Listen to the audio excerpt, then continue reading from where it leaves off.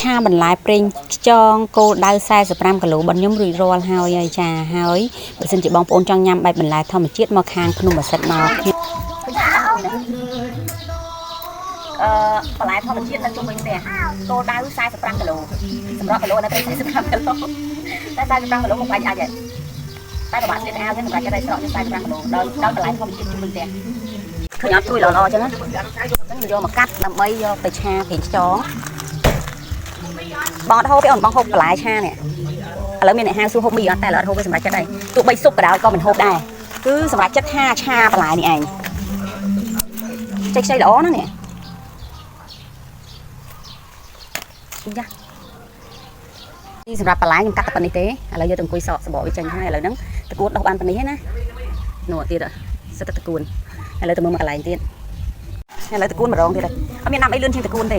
ស្ពៃអីក៏ដាំដែរតែគាត់ថាវាអត់ល្អព្រោះអត់មានជីឥឡូវខ្ញុំចាប់ដាំធ្វើជីកប៉ុសហើយដោយសារសល់តែកាកបន្លែហ្នឹងហើយជាមួយនឹងកាហ្វេកាអីហ្នឹងគឺយើងយកមកដាក់មកធុងទុកដើម្បីវាខ្លាយជាជីកាបអាចគោកាបអីលាយជាមួយគ្នាអញ្ចឹងណាហើយឥឡូវតកួនបានប៉ុណ្្នេះហើយចិត្តបានញ៉ាំហើយ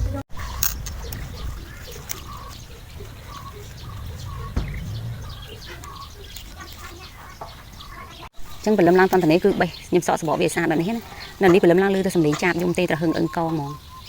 ខែនេះគេថាខែចាប់ផ្ដើមទឹកភ្លៀងរៀងលេងថយទឹកភ្លៀងអញ្ចឹងសបោសัตว์ចាបខ្ញុំមិនដឹងមិនដែរណាដោយសារតែសួរគេទៅគេថាអញ្ចឹងតែឥឡូវមែនគឺឲ្យតែថាព្រឹកឡើងអញ្ចឹងគឺចាបយំឡើងត្រហឹងអឹងកហ្មងណាបងប្អូនចាំស្ដាប់សំឡេងចាបឃើញអត់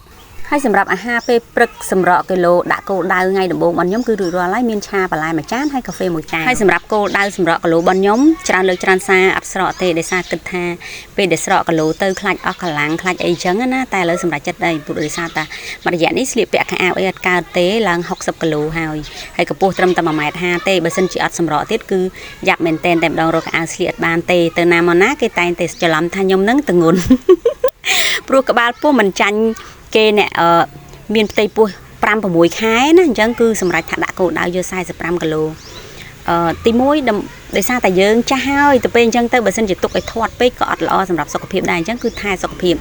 ញ៉ាំបន្លែហើយញ៉ាំពងមាន់ពងទាអីខ្លះអញ្ចឹងណាយើងអាចសន្សំលុយបានខ្លះហើយ